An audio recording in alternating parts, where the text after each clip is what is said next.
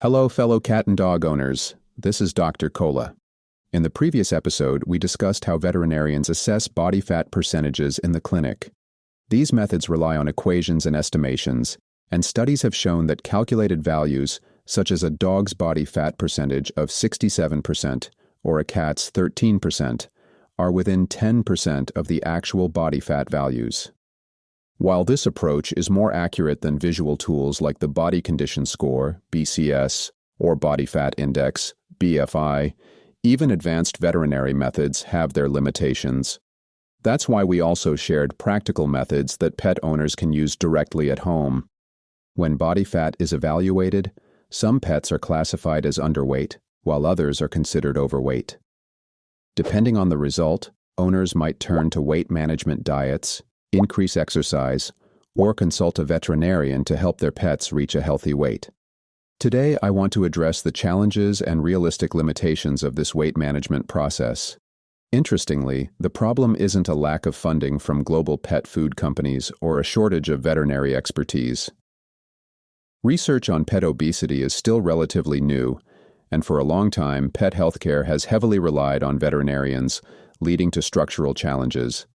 However, the biggest issue lies in the lack of awareness about obesity, not just among pet owners, but across the entire pet care industry. Let's dive into this topic and explore how we can improve the way we think about and manage our pets' health.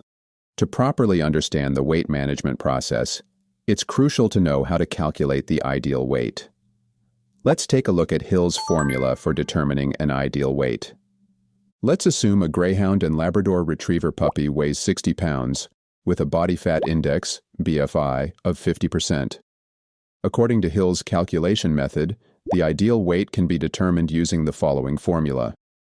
Current weight times 100 minus estimated body fat percentage, divided by 100 minus ideal body fat percentage. Applying this formula to our example, 60 times 100 minus 50 divided by 100 minus 20 equals 37.5 pounds. This means the ideal weight for this dog would be 37.5 pounds. This method of calculating ideal weight using body fat percentage is theoretically a very smart approach. However, it has a significant limitation. It doesn't account for breed-specific characteristics. For example, Greyhounds naturally have a lean and muscular physique, with an ideal body fat percentage of around 10–15%.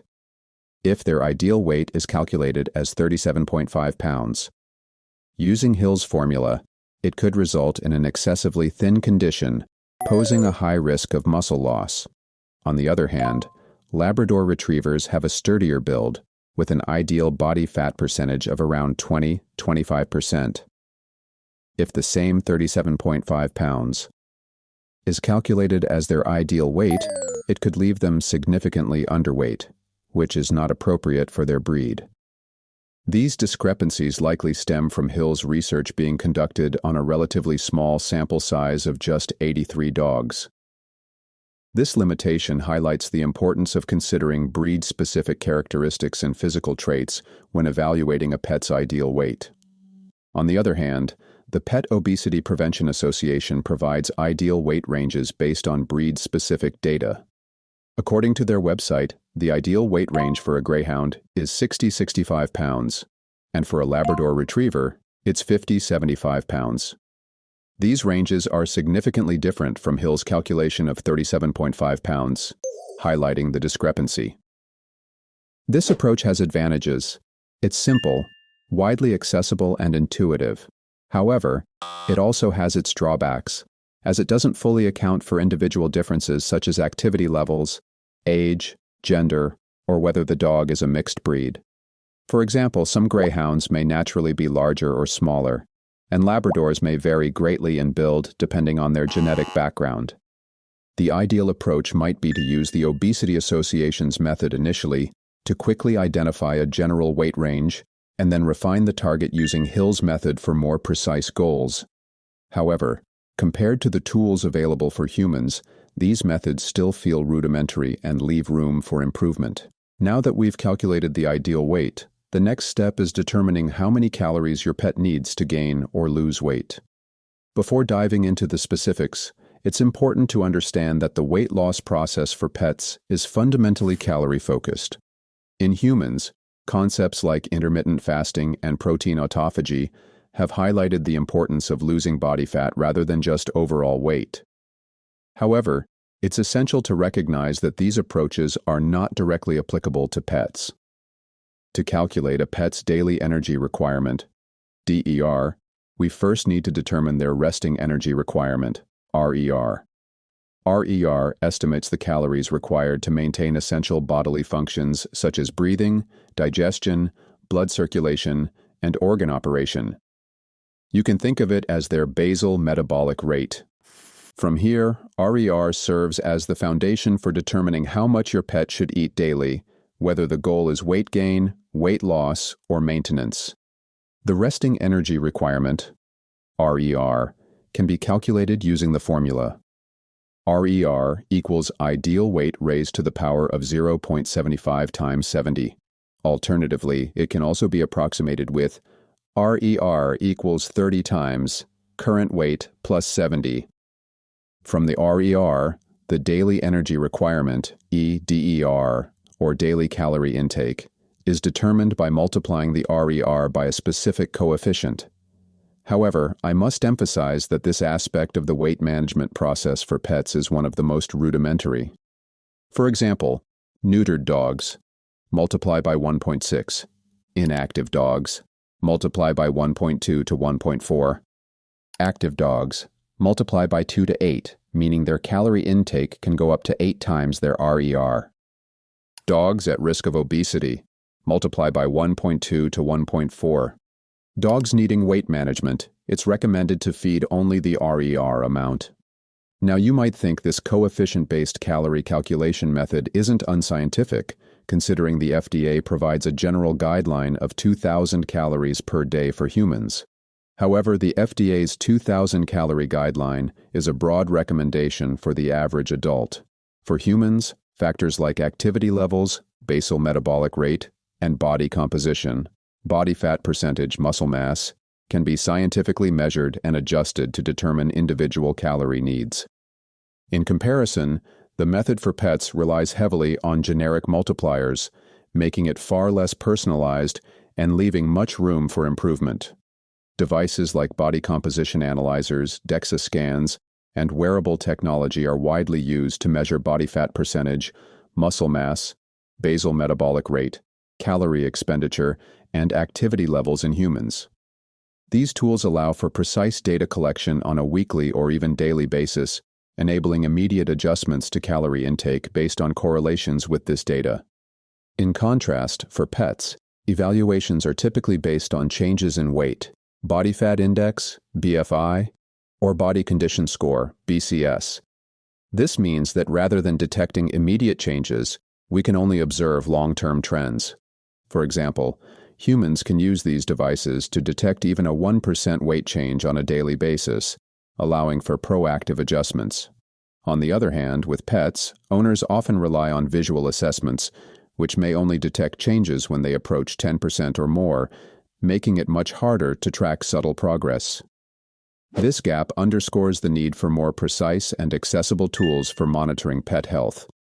The fact that changes in a pet's weight or BFI are typically detected on a monthly or even yearly basis means that the intervals for adjusting the feeding amounts of weight management diets are inevitably prolonged. This is especially true for small dogs and cats, where weight changes are harder to notice. Consequently, they are at a higher risk of prolonged exposure to obesity-related diseases due to delayed adjustments.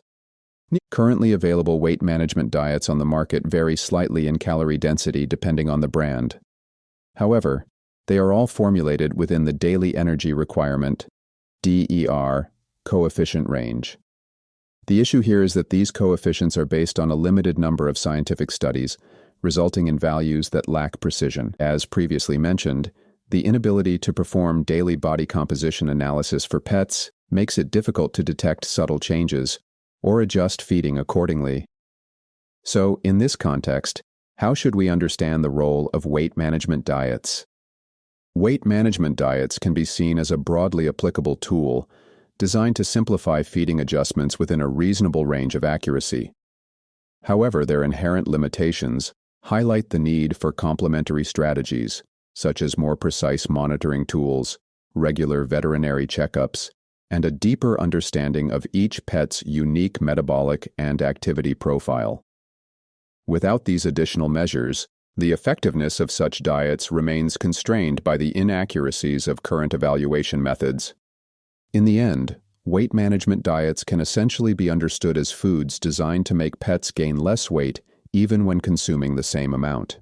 For this reason, these diets are typically prescribed through veterinarians, who regularly adjust feeding amounts based on periodic examinations.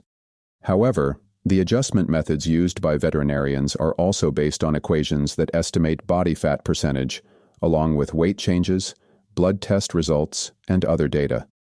This means there's a significant possibility for arbitrary and subjective judgment to influence decisions. In other words, even under the same conditions, the calculated feeding amounts can vary depending on the veterinarian, leading to inconsistencies in how the diets are prescribed and managed. This highlights the need for more standardized and objective tools to ensure accuracy and reliability in weight management strategies for pets. What I want to emphasize to all pet owners is this: when it comes to weight management, the ultimate responsibility lies with you, not just your veterinarian. If pet owners take the time to understand their pet's weight changes, BFI and BCS, and measure these regularly, they can make frequent adjustments to feeding amounts and help their pets reach their ideal weight range faster. This proactive approach is a key to more effectively managing your pet's health. Today, we discussed how to measure obesity in dogs and cats and adjust feeding amounts based on these measurements. This information isn't just beneficial for pet owners whose pets are within the healthy weight range, but also for those caring for underweight or overweight pets who may already be experiencing related health issues. In our next session, we'll dive into the main reasons why weight management efforts fail, based on data from the 2021 American Animal Hospital Association, AAHAA. We'll also discuss how to adjust pet food formulations for specific disease conditions. Specifically, I'll detail which ingredients should be excluded or added when a pet is dealing with certain illnesses. So, stay tuned for more practical insights. This has been Dr. Cola, dedicated to providing valuable information for the health and well-being of you and your pets. Thank you, and see you next time.